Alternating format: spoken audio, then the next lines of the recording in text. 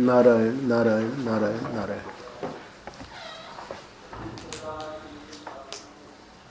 कुछ लोग सुनेंगे और कुछ लोगों के पास किताबें।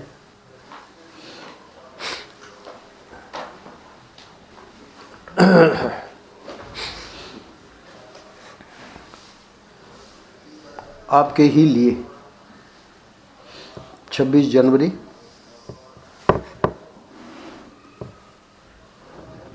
परम पूज्य महर्षि का ग्रंथ है साधना और ब्रह्मानुभूति। तो उस ग्रंथ के भूमिका में महर्षि ने, यानी उसमें महर्षि के लिखवाए हुए लेख हैं और उस साधना को लेकर, और विशेष रूप से जो ब्रह्म ज्ञान की साधना कर रहे हैं, वैसे तो सबके लिए उपयोगी है, पर साधना और ब्रह्मानुभूति नाम इसलिए रखा कि ब्रह्म ज्ञान की साधना जो है उसके लिए जो मार्ग निर्देशन है वो तो जो ब्रह्मनिष्ठ महापुरुष हैं वही उसका रास्ता बता सकते हैं। तो इसलिए ये ग्रंथ और भी ज़्यादा उपयोगी है जो वेदांत में रुचि रखते हैं। बाकी सर्वसामान्य के लिए साधना सब प्रकार की है, उसमें भक्ति की भी और योग को लेकर भी, धर्म को लेकर भी, पर मुख्य रूप से ब्रह्म ज्ञान को लेकर। तो भूमिका में महर्षि ने जो 3, 4 और 5, 1 और 2 में तो क्या है मुझे याद नहीं है, पर ये बस पूरा का पूरा 3, 4 और 5 में ही है। तो 3, 4, 5 में जो भूमिका है वो इतनी महत्वपूर्ण है कि उसको 3, 4, 5 को एक पृष्ठ में लेना संभव नहीं था। तो इसलिए मैंने फिर 2 पृष्ठ में लिया, और 2 पृष्ठ में लिया मतलब उसमें कुछ बातें फिर भी उसमें एडिट करी, पर वो प्राय पूरा आ गया है महर्षि का भाव। तो ये जो भूमिका महर्षि ने लिखवाई वो ये समझाने के लिए कि हमारी साधना का क्रम क्या होना चाहिए और साधना की आवश्यकता क्या है, साधना आखिर में हम करें क्यों। तो महर्षि समझाएंगे प्रथम पैराग्राफ में, समय की वेगवती धारा में सब कुछ बहा जा रहा है। दृश्यमान प्रपंच में ऐसी कोई भी वस्तु नहीं है जो स्थिर हो।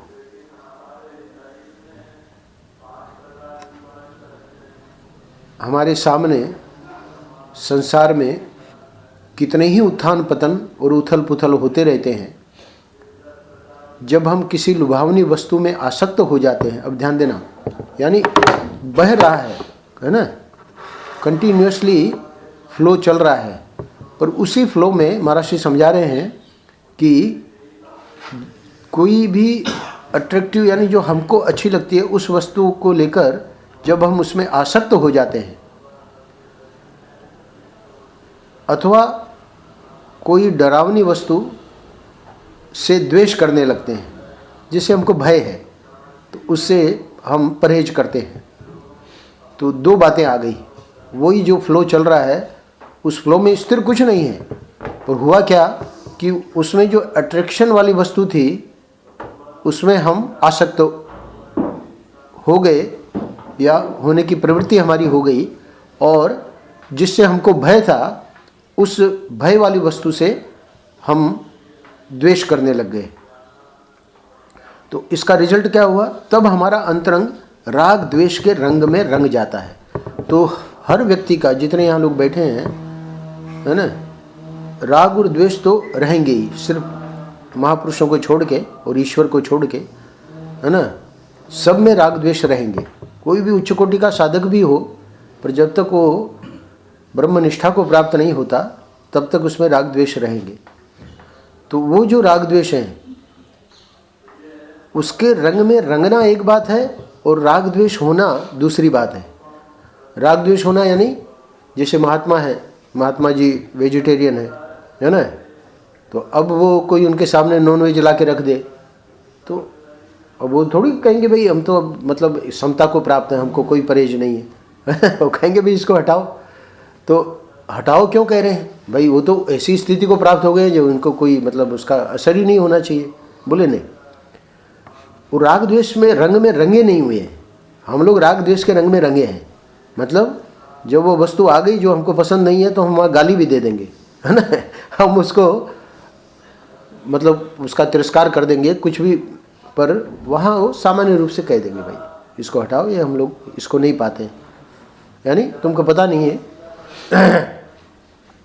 महात्मा लोग जाते हैं ना विदेश में, तो वहाँ विदेश में तो उनको लगता है कि ड्रिंक तो सभी लोग लेते हैं, तो महात्माओं को भी ड्रिंक दे देते हैं। फिर उनको कहना पड़ेगा, जो लेते हैं उनकी बात अलग है, पर तो रंग में रंगना क्या है कि वो द्वेष में, अरे हमारे सामने ला के रख दी, तुम जानते ही नहीं हो, है ना, तो ये ऐसा नहीं होता है। अच्छा, राग में आसक्ति, तो वो आसक्ति का भी आप लोग जानते ही हैं, उसकी ज़्यादा व्याख्या करने की जरूरत नहीं है। तो उसी के आवेश में हम अपने स्वरूप को और उसके अनुरूप स्थिति, भावना और अभ्यास और धर्म को भूल जाते हैं। तो आवेश क्या हो गया, राग द्वेष का। और राग द्वेष का आवेश जब हुआ तब ध्यान देना क्या क्या हो रहा है, उससे गड़बड़ी क्या हो रही है। भाई राग द्वेष का पूरा संसार चल रहा है और राग द्वेष से ही चल रहा है, तो आप इस विषय को लेकर क्यों मतलब इसके ऊपर डिस्कशन कर रहे हैं। तो महर्षि समझा रहे हैं उसी के आवेश में हम अपने स्वरूप को, तो स्वरूप तो बहुत ऊंची चीज़ है, अपना स्वरूप आत्मा ब्रह्म, उसको जानना तो बहुत आगे की बात है, पर उसके अनुरूप स्थिति, भावना, अभ्यास और धर्म, ये चार चीज़ें जो हैं वो उतना कठिन नहीं है। क्योंकि स्वरूप के अनुरूप स्थिति का अर्थ है कि भाई हम भारतीय हैं, हम भारतीय होने के नाते हम सनातन धर्म को फॉलो कर रहे हैं, तो हमारे उस धर्म के अनुरूप स्थिति है कि नहीं। तो स्थिति तो हमारी है कि हम तो एकदम वेस्टर्नर हो गए, यानी पश्चिमी व्यक्ति भी हमारे सामने क्या कर लेगा, यानी हम तो उससे भी आगे हैं। तो ये हो गया बिल्कुल हमारे स्वरूप के विपरीत स्थिति। हम भारतीय भी कहते हैं अपने को, सनातन धर्मी भी कहते हैं, है ना, धार्मिक भी कहते हैं, और हमारे जो कार्य हैं वो सब यानी असत्य बोलना, अहिंसा, है ना, चोरी, व्यभिचार, सब, यानी कोई ऐसी चीज़ नहीं है जो हम नहीं करते। तो फिर क्या हुआ, वो क्यों कर रहे हैं, क्योंकि राग द्वेष के रंग में रंग जाते हैं।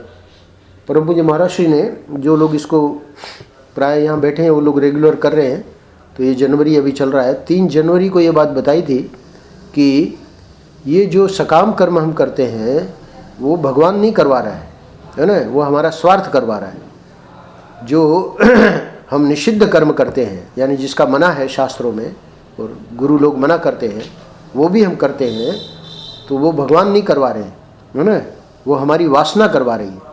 तो वासना यही राग द्वेष, वासना का जो व्यक्त रूप है वो है राग द्वेष।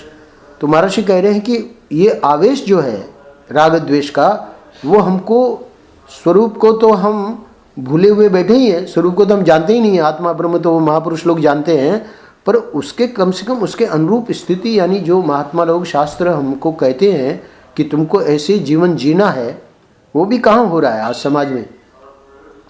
आप लोगों के लिए नहीं कह रहा हूँ, मतलब जो अपने को समाज में मानते हैं कि हम धार्मिक हैं, वो लोग भी कहाँ कर पा रहे हैं। तो उसके अनुरूप स्थिति, उसके अनुरूप भावना, है ना, भावना में भी सब लोग सबके प्रति दुर्भावना, है ना, सद्भावना नाम की चीज़ ही नहीं है। अभ्यास, अभ्यास तो उनका बस वही गलत चल रहा है, किससे पैसा मिले, वही एक ही अभ्यास है। पूरे भारत में एक रोग फैल गया है। क्या रोग है, ऐसा काम करें जिससे पैसा जल्दी कैसे आवे, है ना, ये अभ्यास हो रहा है आजकल। और धर्म, धर्म को तो भूले बैठे ही हैं। तो इससे फिर हुआ क्या, आगे का वाक्य महर्षि का, तथा अमूल चूल संसार के दलदल में निमग्न तथा संलग्न हो जाते हैं। इसका परिणाम क्या हुआ, वो अगर हम अनुभव करना चाहें तो, व्यक्ति सोच रहा है, उसको दलदल नहीं मान रहा है ना, जिसमें वो फंसा हुआ है संसार के दलदल में आमूल चूल यानी पूर्ण रूप से निमग्न तथा संलग्न हो जाते हैं। तो व्यक्ति को अपना दोष ही नहीं पता है। वर्तमान स्थिति यह है कि न हमें अपने स्वरूप का ज्ञान है, न पर रूप का, है ना, न हृदय में सद्भावना है, न जीवन में सत्कर्म। तो महर्षि स्वयं इसकी व्याख्या कर रहे हैं, जो मैं व्याख्या कर रहा था कि वर्तमान स्थिति यही है, स्वरूप का ज्ञान तो है ही नहीं, उसकी तो बात ही छोड़ दीजिए, पररूप का भी ज्ञान नहीं है। तो पररूप का मतलब स्वरूप के अतिरिक्त हमारा मन, हमारा बुद्धि, हमारा चित्त, हमारा अहंकार, है ना, इसका क्या रूप है? स्वरूप तो अपना मतलब आत्मा है, पर स्वरूप के अतिरिक्त जो हमारी इंद्रियां, हमारे प्राण, हमारा शरीर, ये सब पर रूप है आत्मा को छोड़ के। तो क्या उसका ज्ञान है? बोले उसका भी ज्ञान नहीं है। इंद्रियों को कैसे कंट्रोल में रखना है ना, कैसे अपने को शांत रहना है ना, कैसी भी परिस्थिति आवे, तो उसका भी ज्ञान नहीं है। तो बोले चलो कोई बात नहीं, हृदय में तो सद्भावना है। बोले हृदय में भी सद्भावना नहीं, क्यों नहीं है? उसका मूल वही है, राग द्वेष के रंग में रंग जाते हैं। और वो राग द्वेष कैसे हैं? महाराज ने शुरू में कह दिया कि वो स्थायी नहीं है, समय की वेगवती धारा में सब कुछ बहा जा रहा है। तो जब सब कुछ बहा जा रहा है तो आप इतना राग क्यों कर रहे हैं उससे, है ना? तो वो राग जो है हमको कष्ट ही तो देगा। इसलिए ये बात यहाँ बहुत अच्छी तरह से महाराज ने समझाई है कि ये सत्कर्म हमारे जीवन में से चला गया, सद्भावना चली गई, तो फिर हुआ क्या? हम लोगों का अंग अंग राग रंग और दुस्संग में रंग गया है। डायग्नोसिस करते हैं ना डॉक्टर लोग कि भाई क्या है, कितना टेम्परेचर है, या क्या बायोप्सी कर ली, उसका क्या रिजल्ट आया, फिर देते हैं, रिपोर्ट देते हैं कि भाई इसमें ये कैंसर निकला है। तो इसी प्रकार ये कैंसर का डायग्नोसिस दे रहे हैं महाराज श्री। क्या है? अंग अंग राग रंग और दुस्संग में रंग गया है। तो बोले चलो डायग्नोसिस तो हो गई, अब उसका इलाज बताओ। तो महाराज कह रहे हैं उसके लिए अज्ञान निवर्तक तत्व ज्ञान की तो चर्चा मतलब आप लोग समझोगे कि भाई जरूरी है, पर बोले नहीं, अभी वो जरूरी नहीं है। क्यों? बोले कि जहाँ भगवद अर्चा नहीं वहाँ ब्रह्म चर्चा भी शोभाहीन है। तो महाराज का ये कहने का अर्थ ये है कि ब्रह्म चर्चा अभी बाद में करना, पहले भगवद अर्चा, यानी पहले तो भगवान में, ईश्वर में और ईश्वर की वाणी में, भगवद वाणी गीता वगैरह भी मनोज करता है। कितने? तीन दिन में 3 दिन में। तो गीता जो है साक्षात भगवान की वाणी है। तो भगवान की वाणी में हमारा पहले, यानी उनके उपदेश जो हैं ठाकुर जी के, तो वो उसको कहेंगे भगवद अर्चा। और फिर भगवद अर्चा का और स्थूल रूप क्या है? सुबह का हमारा पाठ पूजा, है ना, मंदिर जाना, जो भी जिसका जो नियम है उसको कहेंगे भगवद अर्चा। अथवा हमारे घर में जो बड़े बुजुर्ग हैं उनका आदर, उनका सम्मान, ये सब भगवद अर्चा में आएगा। क्योंकि मातृदेवो भव, पितृदेवो भव, देव यानी देवता, ईश्वर। माँ को साक्षात वेदवाणी में बता रहा हूँ, वेद में ये बात आई है। वेद में क्या आया है? माता ईश्वर है, पिता ईश्वर है, मातृदेवो भव, पितृदेवो भव, आचार्य देवो भव, अतिथि देवो भव। आचार्य यानी गुरु, अतिथि यानी जो बिना तिथि के अचानक आ गए, है ना, साक्षात ईश्वर आ गए आपके पास। अतिथि आते ही व्यक्ति को टेंशन आ जाता है, क्या दिल्ली में कहाँ रुकवाएंगे? वृंदावन में श्याम जी को तो उतना टेंशन नहीं है। श्याम जी और अशोक तो फ्री है, टेंशन फ्री है। पर दिल्ली वाले तो बेचारे अतिथि आ गए तो भगवान से प्रार्थना करते हैं कि भाई जल्दी से जल्दी जाए। पर वेद कहते हैं कि अतिथि देवो भव, यानी अतिथि आए मतलब साक्षात ईश्वर आ गए। तो ये भगवद अर्चा है, यानी ये भगवद अर्चा हमारी प्रणाली थी एक समय सनातन धर्म में। अब जो है आदर्श क्या हो गया कि छोटे से छोटा परिवार होना चाहिए, पति पत्नी और बच्चे, बस, उससे और ज़्यादा नहीं, माता पिता भी साथ में नहीं, है ना। ये स्थिति हो गई है मतलब सनातन धर्म की। तो भगवद अर्चा ही जब नहीं है तो ब्रह्म चर्चा तो शोभाहीन है। ब्रह्म चर्चा तो बहुत बड़ी बात है वो तो इसलिए महर्षि ने कहा कि अज्ञान निवर्तक तत्व ज्ञान की तुम लोग पहले ले लोगे कि उसी के भाई चर्चा करो, है ना। तो अज्ञान निवर्तक तत्व ज्ञान की चर्चा तो बाद में, भगवद अर्चा जहाँ नहीं है वहाँ ब्रह्म चर्चा शोभाहीन है। शोभाहीन है मतलब उसका कोई अर्थ नहीं।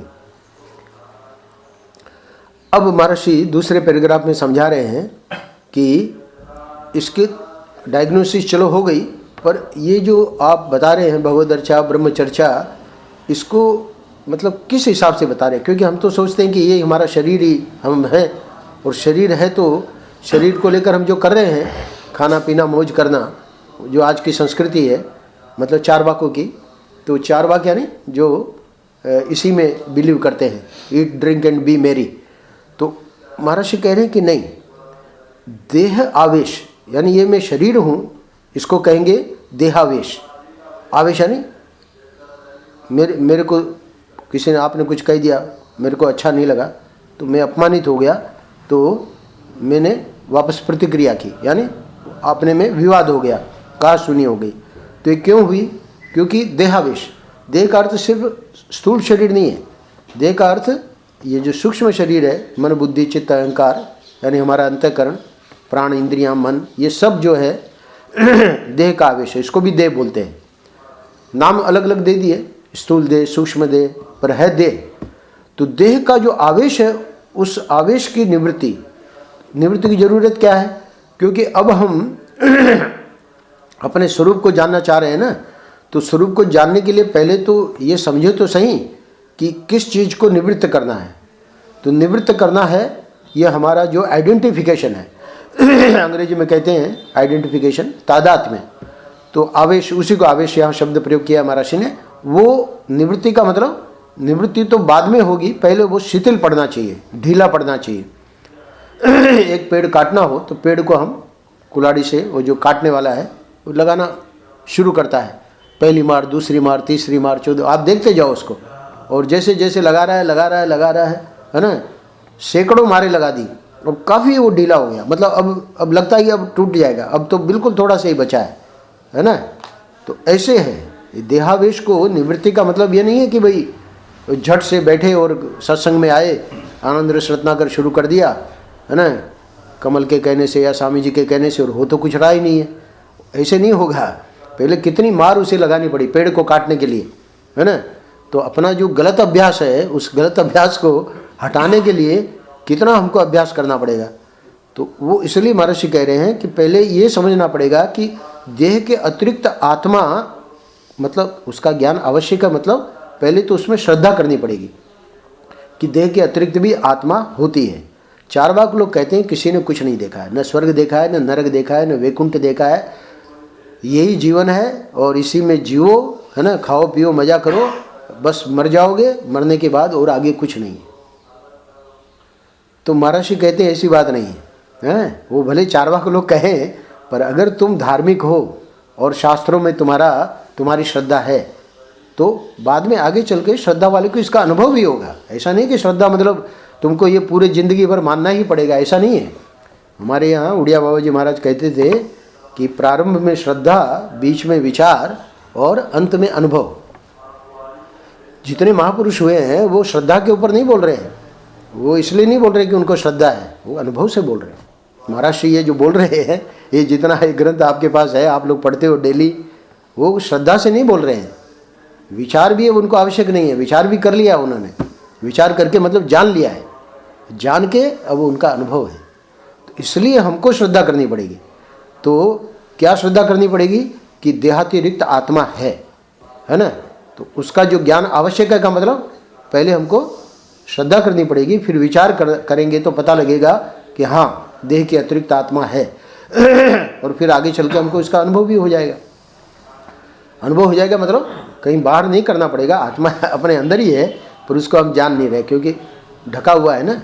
मैं प्राय दृष्टांत देता हूँ, कई बार दृष्टांत दिया है मैंने कि चंदन की लकड़ी, आप लोग गोपालगढ़ आए तो देखा, जैसे ही अपने हमारे कमरे में घुसे, कोयला गए थे मैसूर तो सैंडलवुड ले आए थे, तो हमने वहाँ रख रखी थी। तो कहे कुछ अगरबत्ती जलाई है क्या, चंदन की बहुत बढ़िया खुशबू आ रही है। तो हमने दिखाया, भाई ये जो है वो लाए थे, है ना, अनूप करके एक है लड़का, मैसूर से आता है, तो लाया था, बहुत बढ़िया खुशबू है, असली चंदन है। क्योंकि लकड़ी भी आजकल चंदन का सेंट वेंट लगा के सब प्रकार का माल बिकता है बाजार में, है ना। तो चंदन की लकड़ी भी मिलना बड़ा 6 महीने बाद आए, कुछ अंदर प्रवेश किया, कुछ दुर्गंध सी आ रही थी, समझ में नहीं आया। हमको तो वहीं रहते थे, हमको तो पता ही नहीं था। तो कमल ने बताया कि कुछ स्वामी जी, मतलब ये तो हर सप्ताह आता है, पर कोई व्यक्ति समझो कि बस उसके बाद 6 महीने बाद आया। तो अब वो दुर्गंध का उसने बताया, तो हमने देखा भाई कहाँ से आ रही, बोली इधर से, यहाँ कुछ पड़ा है क्या, देखा वहाँ कुछ कोने वोने में, तो वही चंदन की लकड़ी जो 6 महीने पहले वाली हमने रख दी थी, और पड़ी पड़ी कुछ पानी वानी था वहाँ, उसमें सड़ गई, और सड़ के उस पर वो काई आ गई और मॉस बोलते हैं, फंगस बोलते हैं, क्या क्या बोलते हैं, तो वो उसी में से बदबू आ रही है। तो अब क्या करना? अब उसको फेंक दे क्या? फेंकने की जरूरत नहीं है। अब वो जो उसके ऊपर जो आ गया है उसको हटाना पड़ेगा, उसको रगड़ रगड़ के उसको साफ कर दो। खुशबू उसमें है पर उसके ऊपर वो सब ढक गया है। यानी आत्मा, देहातिरिक्त आत्मा का ज्ञान आवश्यक है। मतलब ऐसा नहीं कि वो कहीं और है, मैं ही हूँ। 2 2 4 2 6 2 8 1 9 है ना, 9 जने यहाँ बैठे हैं। तो परमात्मा जो है, आत्मा जो है, जैसे वो सैंडलवुड जो आई थी 6 महीने पहले और वो अपनी फ्रेग्रेंस दे रही थी, वही परमात्मा हम सब लोगों के हृदय में है। पर यहीं आज एक कल्पना करो, महाराष्ट्री बैठे हैं तो फ्रेग्रेंस एकदम हमको उसका अनुभव होगा। क्यों अनुभव होगा? क्योंकि वहाँ कोई कवरिंग नहीं है ना, कोई मॉस नहीं है, कोई काई नहीं है। तो इसलिए सबसे पहली तो ये बात है कि देहावेश की निवृत्ति के लिए देहातिरिक्त आत्मा का ज्ञान आवश्यक है। तो अगर वो उसको इस प्रकार अपनी साधना और गुरुओं की कृपा से उसको बिल्कुल प्राप्त कर सके, वो आत्मा का हमको बिल्कुल दर्शन हो रहा है वहाँ, है ना। पर हमारे में भी वही आत्मा है जो महाराष्ट्री में है, पर वो बिल्कुल यहाँ तो बल्कि एक तरह से कह सकते हैं कि दुर्गंध ही आ रही है। तो नहीं, वो दुर्गंध नहीं है, वो साधना की आवश्यकता है। तो वो आत्मा जो है देह, शरीर नहीं है, देही है। यानी ये जो है शरीर जो है इसके ऊपर की कवरिंग है। तो कवरिंग है तो फिर महाराष्ट्री वाले शरीर में तो हमको सुगंध आ रही है और हमारे वाले में क्यों दुर्गंध आ रही है? नहीं, ये जो महात्मा लोग साधना करते हैं और साधना करके उसको अनवेल यानी अनावृत कर देते हैं। अनावृत कर देते हैं मतलब अब कोई आवरण रहा नहीं। तो आवरण नहीं रहा तो क्या शरीर, मन, बुद्धि, इंद्रियां इनको हटा देती हैं क्या? वो तो रहती ही है, उसी से तो व्यवहार कर रहे हैं। पर वो जो फ्रेग्रेंस जो है, उस फ्रेग्रेंस में ये विशेषता है कि अगर ये जो वासना रूपी जितना हमारे इन अंतःकरण रूपी इसमें वो लग गया है, वो अंतःकरण खुद भी, पर अंतःकरण अपने आप में मन, बुद्धि, चित्त, अहंकार उसका आवरण नहीं है। इसमें हमारी जो वासनाएं, हमारी सकामता, हमारा स्वार्थ है ना, हमारे जो महर्षि ने कहे राग द्वेष, ये सब जो है वही कारण बन रहा है ना। शरीर में कुछ दोष नहीं है, प्राण में, इंद्रियों में, मन में, किसी के भी, जितने यहाँ हम लोग बैठे हैं। पर इसमें ये जो गलत चीज़ें आ गई हैं उसी को राग द्वेष 2 शब्द से महर्षि ने बता दिया। तो वह देह नहीं है, देही है। कौन? आत्मा। आत्मा जो है उसका हम मतलब आवरण हटा रहे हैं। तो आत्मा क्या है? बोले आत्मा शरीर नहीं है। ये सब रहेंगे, महर्षि के भी मन, बुद्धि, चित्त, अहंकार है, हमारी भी रहेंगे। पर उन्होंने क्या किया कि वो देही का पता लगा लिया, आत्मा का। पाप पुण्य का कर्ता है, सुख दुख का भोगता है, जीवन का आदि अंत ये शरीर ही नहीं है। ध्यान देना, वो जो है कौन? जीव। अब यहाँ जीव को ला रहे हैं महर्षि। जीव यानी प्रमाता। थोड़ा सा विषय अब थोड़ा गंभीर हो रहा है। क्यों? क्योंकि शरीर, मन, बुद्धि इसको तो हम समझ रहे हैं, है ना।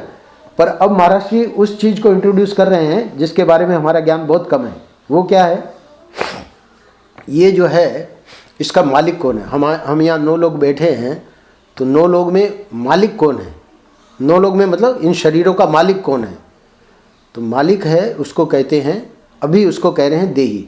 अभी शुद्ध आत्मा मत पकड़ना, देही यानी अपना व्यवहार वाला आत्मा। तो देही को हम कह देंगे जीव।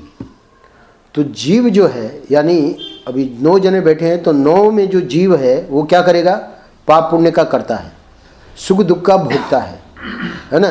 तो जो भी हमारे द्वारा कर्म होंगे, अच्छे कर्म होंगे पुण्य हो गया, खराब कर्म हुए, गलत कर्म हुए, पाप हो गया। तो पाप और पुण्य के हम कर्ता हो गए, ध्यान देना। और सुख दुख का भोगता है। तो अब पुण्य का फल क्या आया? सुख। सुख आया, बहुत अच्छा लगा। पर वो जो पाप कर्म हुए उसका जो दुख आया, तो उसका भी तो भोगता मुझे ही बनना पड़ेगा ना।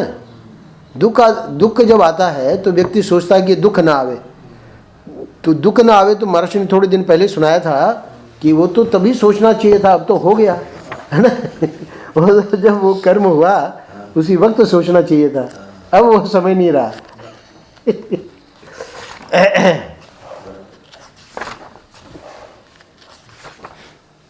कर्मानुसार धर्मानुसार ईश्वर फल देता है, उसका भोग करो, इनकार मत करो। जीवन की शैली शरणागति 15 जनवरी में मैं पढ़ देता हूँ, आप लोग मत उलटना। इनकार करने का समय कब होता है? जब बुरा कर्म करने के लिए पांव उठते हैं, हाथ उठते हैं, बुरी बात बोलने के लिए जीभ उठती है। उस समय अगर तुम इनकार कर देते तो तुम्हारे जीवन में दुख आता ही क्यों? अब इनकार करने से नहीं चलेगा, वह समय तो बीत गया। तो ये सुख दुख का भोक्ता में बड़ा विचित्र है, क्योंकि करते वक्त तो हम लोग पाप कर्म पुण्य कर्म करते ही हैं, ऐसा नहीं कि नहीं करते, पर पाप कर्मों का जो हो जाता है, निषिद्ध कर्मों का, सकाम कर्मों का जो ये होता ही है, हर एक जीवन ही ऐसा ही हो गया है आजकल। तो उसका जो रिजल्ट जब दुख आता है तो महर्षि कहते हैं कि अब तुम उसको मना नहीं कर सकते, अब तुमको भोगना ही पड़ेगा, है ना। तो इसलिए फिर ये बात वापस उसी को जोड़ दे रहे हैं कि जीवन का आदि अंत ये शरीर ही नहीं है। क्योंकि हमने ये पाप कर्म क्यों किया? क्योंकि शरीर को ही हमने माना कि यही सब कुछ है। चारवाक लोग जैसे मानते हैं कि खाओ पियो मौज करो, तो उसी श्रेणी में हम चले गए, तो तब हमने पाप कर्म हो गए हमारे द्वारा। पर महर्षि कह रहे हैं कि जीवन का आदि अंत ये शरीर ही नहीं है। इस शरीर के पूर्व भी जीवन था और पश्चात भी रहेगा। अब ये एक नई बात आ गई। क्यों? क्योंकि बहुत से लोग हैं जो न तो पूर्व जन्म में मानते हैं न पुनर्जन्म में मानते हैं, पर सनातन धर्म में पूर्व जन्म और पुनर्जन्म को मान्यता दी है। तो हम लोग जो यहाँ बैठे हैं आस्तिक लोग हैं, है ना, नहीं तो ये काहे को बैठ के ये सत्संग करते। तो हम लोग मानते हैं कि पूर्व जन्म था, है ना। पूर्व जन्म नहीं होता तो ये संभव ही नहीं है कि कमल अथवा हम अपने लिए ले लें या आप लोग अपने लिए ले लो कि आज यहाँ बैठे होते। तो बोले इससे पूर्व जन्म का क्या संबंध? क्योंकि पूर्व जन्म में अवश्य कोई न कोई साधना, कोई न कोई पुण्य किया है आप लोगों ने, हम लोगों ने, है ना। तो हम लोगों ने चूंकि वो पुण्य किया है, इसलिए आज महर्षि की कृपा से आनंद वृंदावन में, है ना, वृंदावन जैसे अभी ठाकुर जी के, बिहारी जी के दर्शन होंगे, है ना। तो ये सब जो हो रही है क्रियाएं, यही सिद्ध कर रहा है कि पूर्व जन्म। क्योंकि पूर्व जन्म नहीं होता तो सभी लोग क्यों नहीं आते दिल्ली के? आप ही लोग क्यों आते? बहुत लोग आ रहे हैं, मतलब कहने का मतलब, पर वही लोग क्यों आ रहे हैं? और भी तो लोग हैं जो अपना पीते हैं, खाते हैं, मौज करते हैं, वो क्यों नहीं आते बिहार जी, है ना। उनका दुर्भाग्यवश पूर्व जन्म में ऐसी कोई साधना नहीं हुई है कि वो आ पावे यहाँ, है ना। इसीलिए कहते हैं ना कि राधा जिसको परमिशन देती है वही वृंदावन आ सकता है अथवा वृंदावन रह सकता है। वृंदावन रहना और ज़्यादा कठिन है। क्यों? क्योंकि अभी भागना पड़ेगा आप लोगों को।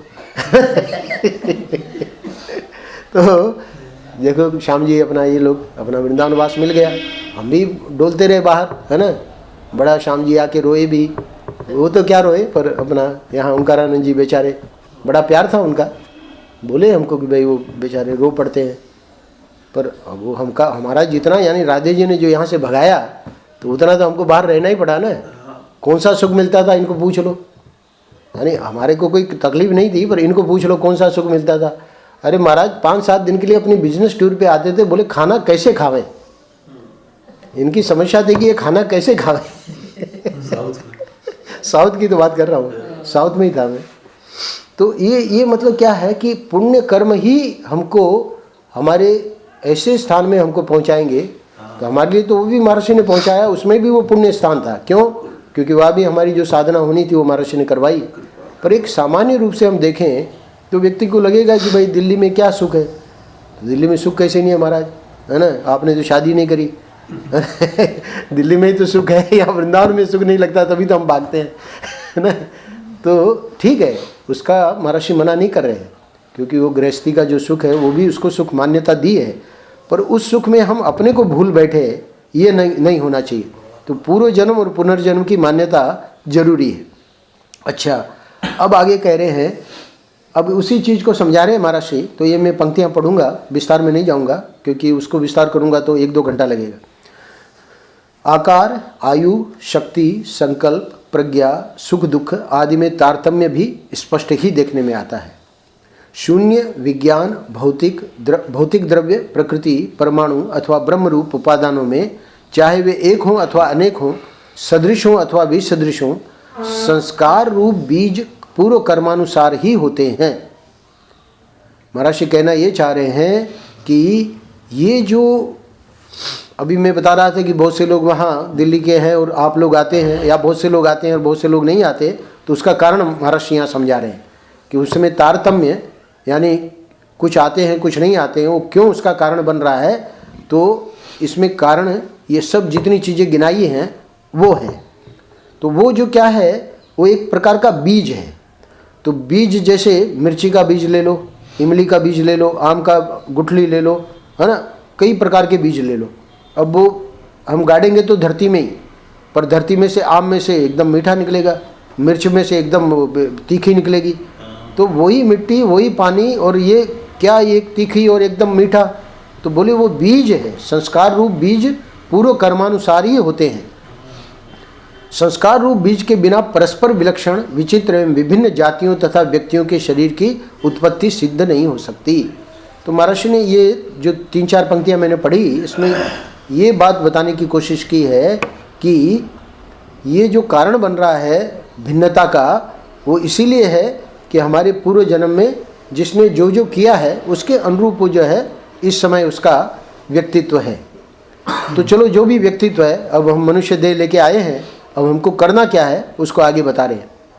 इसलिए देहातिरिक्त आत्मा को कर्ता भोक्ता एवं गमनागमनशील जानकर, ध्यान देना, जीव जो है वो, कोई व्यक्ति मर जाता है कहते हैं वो स्वर्ग चले गए, है ना, वैकुंठ चले गए, है ना। कोई तो ये तो नहीं कहेगा कि नरक चले गए, क्योंकि वो बोलना ठीक नहीं है। पर पापी आदमी समझो मर गया तो हम समझते तो ही है कि वो नरक में ही जाएगा। दुष्ट आदमी मर गया तो थोड़ी हम कहेंगे कि वो स्वर्ग जाएगा। तो महर्षि यहाँ कह रहे हैं कि देहातिरिक्त आत्मा को कर्ता भोक्ता एवं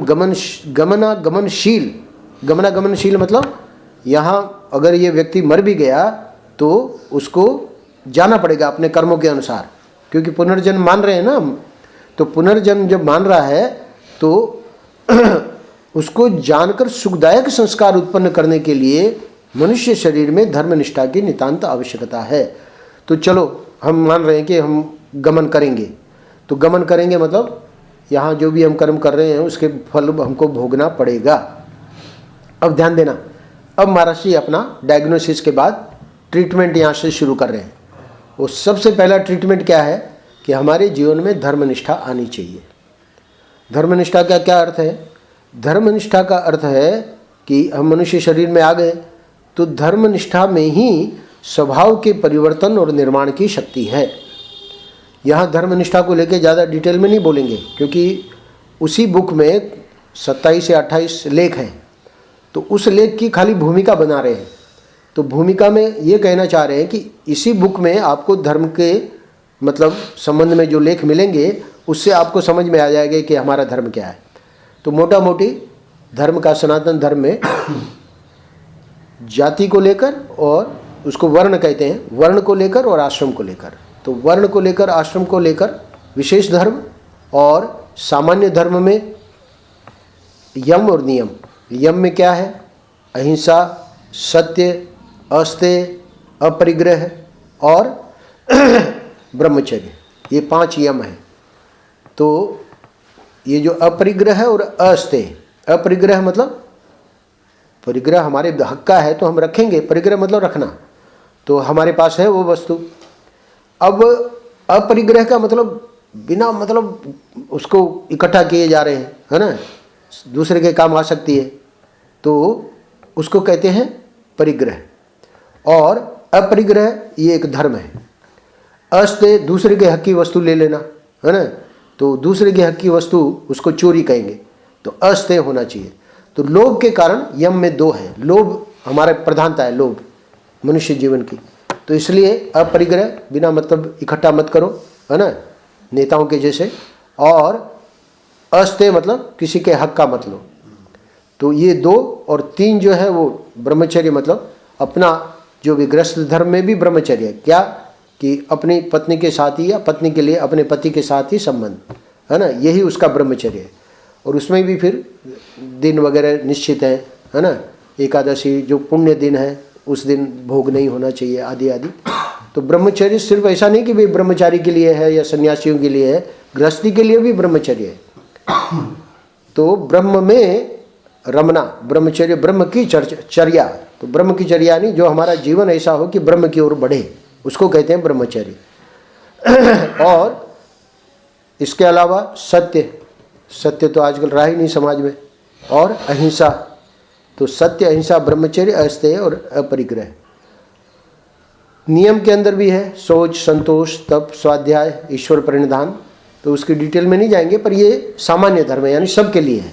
और विशेष धर्म इसको वर्ण को लेकर और आश्रम को लेकर। तो वर्ण में हर व्यक्ति अपने को देखेगा, तो वर्ण में देख लेगा कि भाई मैं ब्राह्मण हूँ कि क्षत्रिय हूँ कि वैश्य हूँ कि शूद्र हूँ। तो प्रत्येक वर्ण के अलग अलग जो है धर्म दिए गए हैं कि ब्राह्मण का ये धर्म है ना। शर्मा शू हाउस, शर्मा शू हाउस, ये ब्राह्मण का धर्म नहीं है। जूते की दुकान खोलना ब्राह्मण का, अथवा जूते बनाना है ना, फैक्ट्री है, कारखाना है, किसका? शर्मा जी का। तो ये ब्राह्मण का धर्म नहीं है। अब जो हो रहा है उसकी बात नहीं कह रहा हूँ, मतलब जो शास्त्रों में। तो खैर ये हो गया। वो हमारा है ना चुन्ना, कुड़ता रहे, उस कानपुर में है ना बेचारा, तो किसी की चल नहीं रही थी फैक्ट्री जूते की, तो ये तो चतुर्वेदी है, ब्राह्मण है, तो उसने ले तो ली, पर बाद में बड़ा उसको ग्लानि होती थी कि हम ब्राह्मण और ये एक जूते का कारखाना हमने बाद में निकाल दिया उसने।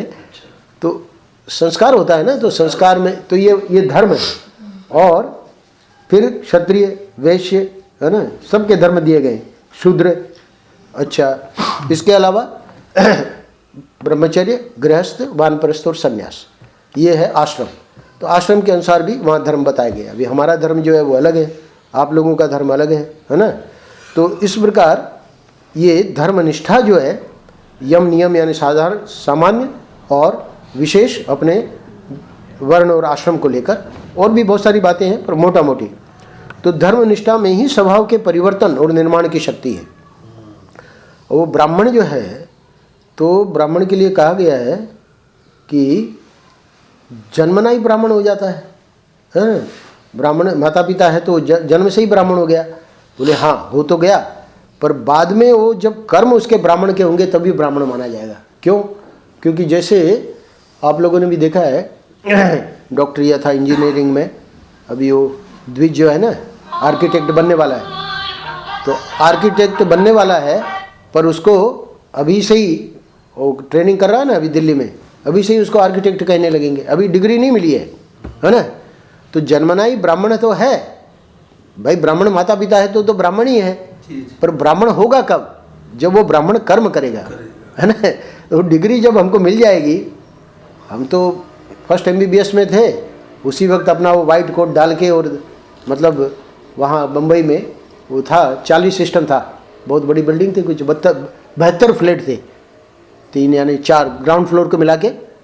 तो हमको लगता था कि अब लोगों को पता तो लगे ना। अब फर्स्ट MBBS में उसका कोई ज़रूरत नहीं है वो वाइट कोट डालने की, और वो भी आप घर पे आ रहे हो तो वाइट कोट डाल के क्यों आओ। पर लोगों को पता लगना चाहिए ना कि भाई डॉक्टर है ना। तो उसको डॉक्टर कहेंगे, पर वो बीच में ही छोड़ के चला जाएगा, तो वो डॉक्टर ही नहीं, डॉक्टर अभी हुआ नहीं। तो धर्मनिष्ठा में क्या है कि वो धर्मनिष्ठा में ही स्वभाव के परिवर्तन और निर्माण की शक्ति है। पर वो कब? जब हम वो धर्म का पालन करेंगे जीवन में, तब वो परिवर्तन और निर्माण होगा। और महर्षि कह रहे हैं कि वो जो देहावेश, तो देहावेश क्या था? देह का आवेश, है ना, मैं ही ये शरीर हूँ। तो देहावेश का मैंने कहा ना, वो पेड़ को जैसे काटते हैं तो उसको पहले शिथिल करना पड़ेगा। तो देहावेश की निवृत्ति मतलब वही शिथिलता धर्मनिष्ठा ही करती है। तो धीरे धीरे जैसे जैसे हम जितना हमसे हो सके धर्म का आचरण करेंगे, उतना उतना हम देखेंगे, बिना मतलब झूठ नहीं बोला, है ना, अपना सत्यवादी बने रहे, तो देखेंगे कि बहुत परिवर्तन आता है जीवन में, है ना। अहिंसा, अहिंसा का मतलब ये नहीं किसी को पीटा नहीं, मनसा वाचा कर्मणा, मन से भी किसी का बुरा नहीं सोचे, है ना, वाणी से भी बुरा न बोले। वाणी से तो हमने बहुत उल्टा सुल्टा अनाप शनाप किसी को दुखी कर दिया, हिंसा हो गई। हिंसा का मतलब ये नहीं है कि भाई उसको डंडा मारा तो ही हिंसा हुई, तो मन से भी हिंसा होती है ना, वाणी से भी हिंसा होती है। तो ये बहुत सूक्ष्म है, ये धर्मनिष्ठा कोई मामूली नहीं है। तो महाराज कहते हो धर्मनिष्ठा आखिर में करेगी क्या? तो बोली तुम्हारी जो डायग्नोसिस हमने की थी ना कि अंग अंग और राग रंग में और दुस्संग में रंग गया है, तो उसके लिए अब हम बता रहे हैं कि सबसे पहले तुम ये वाली टेबलेट चालू करो। कौन सी? धर्मनिष्ठा वाली। बोले कितनी बार लें दिन में? अरे दिन में कितनी बार ले नहीं, पूरा जीवन धर्ममय होना चाहिए, है ना। नहीं तो सुबह और शाम 2 बार, मतलब बिहारी जी के मंदिर में गए तब, और सुबह अपना भजन में बैठे तब, और बाकी का समय वही सब झूठ और सब गलत काम। ऐसे थोड़ी चलेगा, तब थोड़ी धर्मनिष्ठा होगी, है ना। तो धर्मनिष्ठा कब होगी? जब उसको हम पूरा जीवन में, यानी धीरे धीरे अपनी शक्ति के अनुसार। अब अगली बात बता रहे हैं कि धर्मनिष्ठा से हो जाएगा सब काम। बोले नहीं नहीं, बहुत ही एक अपनी महर्षि अपना व्यक्तित्व बता रहे हैं। व्यक्तित्व क्या है? व्यक्तित्व यह है, अगली पंक्ति में, भक्ति निष्ठा का होना भी आवश्यक है। भक्ति निष्ठा की क्या जरूरत है? धर्म से काम हो जाएगा? बोले नहीं, मनुष्य का हृदय अत्यंत संवेदनशील और भावुक है। ध्यान देना, सबके लिए कह रहे हैं महर्षि, जितने हम लोग यहाँ बैठे हैं, है ना, हम लोगों का हृदय जो है सेंसिटिव, अंग्रेजी में कहते हैं, अत्यंत संवेदनशील और भावुक है ना, एकदम भावना में। बस यहाँ अभी कीर्तन चालू कर दो, है ना, सब लोग भाव विभोर हो जाएंगे। हाँ, कितना बढ़िया कीर्तन, अभी आ जाए अनूप जलोटा, है ना, भजन सुनाने लगे तो सब लोग झूमने लगेंगे। क्यों? क्योंकि भावुक है ना हृदय। तत्काल प्रिय, तो प्रिय यानी वही भजन आदि। अप्रिय, तो अप्रिय का पहले ही महाराज ने बता दिया, वहाँ द्वेष हो जाएगा। तो राग द्वेष के वशीभूत होकर अपने हृदय में सद्भाव या दुर्भाव को स्थिर आश्रय दे देता है। स्थिर आश्रय दे देता है मतलब हम कहीं गए और हमारा वहाँ से मन हट गया, अब हमको बहुत समझाया जा रहा है ना। स्वामी जी भी बता रहे हैं, कमल भी बता रहा है कि नहीं भाई वो सही स्थान है, पर नहीं, वहाँ तो मैं जाऊँगा ही नहीं। ये हो गया स्थिर आश्रय। यानी अब भी हम समझ सकते हैं कि भाई हमारी भ्रांति हो गई होगी, है ना, पर नहीं, कुछ भी नहीं। कोई भी कहे, है ना, हमारे पिताजी भी कहे, हमारी माता जी भी कहे, साक्षात भगवान भी आके कह दे स्वप्न में कि हाँ भाई जाओ वहाँ, स्थिर आश्रय। स्थिर आश्रय मतलब वहाँ तो मैं जाऊँगा ही नहीं। तो ये जो स्थिर आश्रय दे दिया, उससे क्या होगा? दुख भोगने लगता है। यानी वहीं से कुछ होना था पर वहाँ से कुछ हुआ नहीं, और बाकी तो दुख ही है, संसार में तो दुख ही है ना। तो राग द्वेष दोनों का ही अंतिम परिणाम जलन है। जैसे कल्पना करो कि हमको किसी ने कहा कि आप जाओ, हम वहाँ बेंगलोर छोड़ के आए, तो हमको कहा भी एक व्यक्ति ने कि वृंदावन जाओ तो अखंडानंद जी का जरूर सत्संग करना। तो अब हम यहाँ आए और आके हम अपनी मान्यता के कारण कुछ देखा हमारे गुरुजी को। हमारे गुरुजी तब तो नहीं थे, तो देखा उनको, किसी ने कहा था तो हमने देखा, हमको नहीं जचा। तो नहीं जचा तो स्थिर उसका आश्रय। स्थिर आश्रय मतलब अब हम वहाँ तो जाएंगे ही नहीं। तो उससे नुकसान किसका हुआ? अखंडानंद जी महाराज का कोई नुकसान नहीं हुआ, नुकसान हमारा हुआ। यानी वहाँ हमको कुछ मिलने वाला था पर अब दुख भोगो। तो महर्षि कह रहे हैं कि तत्काल प्रिय अप्रिय के, तत्काल यानी उसमें विचार हम नहीं करते, तत्काल प्रिय अप्रिय के प्रति क्रमशः राग द्वेष के वशीभूत होकर अपने हृदय में सद्भाव या दुर्भाव को स्थिर आश्रय दे देते हैं। तो स्थिर आश्रय जैसे ही दिया तो दुख मिलेगा ही मिलेगा। राग द्वेष दोनों का ही अंतिम परिणाम जलन है। इसलिए अपने हृदय में निरंतर लोकोत्तर चमत्कारकारी परमेश्वर का चिंतन करना चाहिए। तो परमेश्वर का चिंतन करेंगे कैसे? जब पहले गुरु मिलेंगे, है ना। तो गुरु बताएगा कि ये चमत्कार, अब ये महर्षि बता रहे हैं इसके, है ना, आनंद रस रत्नाकर के माध्यम से कि क्या क्या हमको करना है। तो महर्षि कह रहे हैं कि इसके लिए परमेश्वर का चिंतन करना चाहिए। तो परमेश्वर का चिंतन कैसे करें? तो पूरा का पूरी पुस्तक ही परमेश्वर के चिंतन को लेके है ना। इसमें और कोई चिंतन नहीं है। संसार का चिंतन आप किसी पृष्ठ में नहीं देखेंगे। कोई भी एक पृष्ठ मिला क्या 365 में कि जहाँ महर्षि ने बताया कि भाई कैसे हौजरी की दुकान में फ़ायदा हो सकता है? नहीं मिला होगा। मिल जाए तो मेरे को दिखाना। तो परमेश्वर का चिंतन जो है वही, इसी के लिए ये ग्रंथ है, महर्षि ने ये सेवा करवाई है। तो इसी से लौकिक पारलौकिक विषयों के प्रति वैराग्य होता है। अब देखिए, ये जो मैं शिथिल करना बता रहा था ना, तो शिथिल, वैराग्य का अर्थ होता है शिथिल। तो राग का भी शिथिल होना चाहिए, द्वेष भी शिथिल होना चाहिए, उसको कहते हैं वैराग्य। तो वैराग्य कैसे होगा? बोले कि जब हम चमत्कारकारी परमेश्वर का चिंतन करेंगे। तो चिंतन, इसका तो आप जो एक पेज कहते हैं 10 मिनट में हम पढ़ लेते हैं, फिर उसके बाद क्या? तो उसके बाद अपना जप या जो भी दिया हुआ है ना महात्माओं के द्वारा, वो अपना करना पड़ेगा। जैसे मनोज करते हैं, कमल, इन लोगों का ज़्यादा पता नहीं है मुझे, पर ये 2 महापुरुष यहाँ बैठे हैं, श्याम जी का भी ज़्यादा पता नहीं है। इनका इतना ही है कि गोपालगढ़ आते हैं, मतलब पेज करके चले जाते हैं। पर महाराज जी क्या कह रहे हैं कि लौकिक पारलौकिक विषयों से अगर वैराग्य चाहिए तो फिर ये चमत्कारकारी परमेश्वर का चिंतन होना चाहिए। फिर ये होजरी की दुकान का है ना, ये क्या कौन सी रेट में कौन सा माल कम पड़ा है, कौन सा ज़्यादा है, कौन सा गोडाउन में ख़राब हो रहा है, वो चिंतन से कोई ज़्यादा अपना अपना काम नहीं बनेगा। क्यों? क्योंकि पारलौकिक विषयों के प्रति भी वैराग्य होना चाहिए। अरे यहाँ तो लौकिक विषयों से वैराग्य नहीं हो रहा है, पारलौकिक विषयों का वैराग्य क्या है? स्वर्ग वैकुंठ आदि, उससे भी वैराग्य होना चाहिए। तो उसकी तो अभी छोड़ो, उसको तो अभी रखो, है ना, उससे अभी पहले वैराग्य मत करो, पहले लौकिक का तो हो जाए। अल्प के प्रति वैराग्य हुए बिना अनंत के प्रति जिज्ञासा, लालसा या प्रगति संभव नहीं है। परम पूज्य महाराज कह रहे हैं कि छोटी छोटी चीज़ों में हम लोग जो फंसे हुए हैं, उनके प्रति जब वैराग्य होगा तब जाके फिर अनंत की जिज्ञासा, लालसा और प्रगति होगी। संसार की छोटी छोटी वस्तुओं में लुभा जाने वाला पुरुष परमात्मा की प्राप्ति का अधिकारी नहीं हो सकता।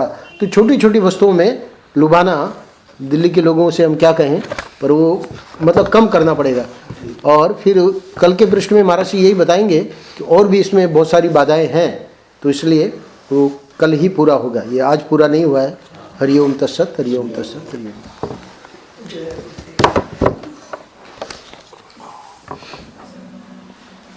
अच्छा, प्रसाद दे देते हैं हम लोग, पूरे 11 जी का करके निकल लेंगे।